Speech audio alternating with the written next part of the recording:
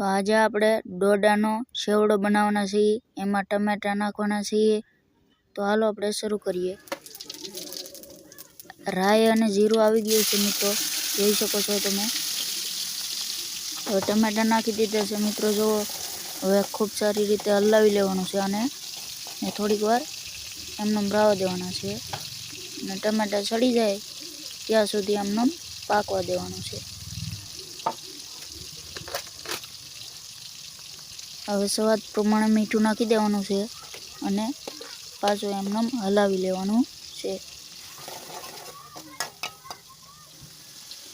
થોડી વાર પછી આપણે હલાવતા ટમેટા સડી જાય સારી રીતે, એટલે એમાં ડુંગળી એડ કરવાની છે, ઝીણી કાપેલી।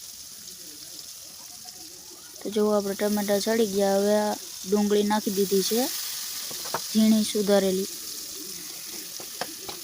મિક્સરમાં નથી કાપેલી મિત્રો, આ કાપેલી છે હાથે સુધારીને।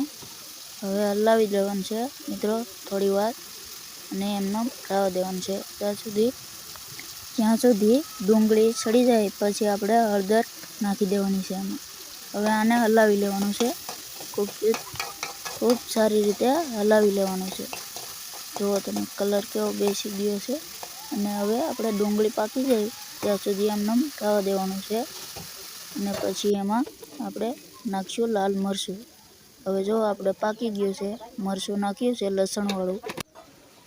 હવે આપણે ડોડાના દાણા નાખી દેવાના છે, જો બાફેલા હોય છે, અને ધાણા ઉપરથી નાખી દેવાના છે। તૈયાર છે આપણો સેવડો।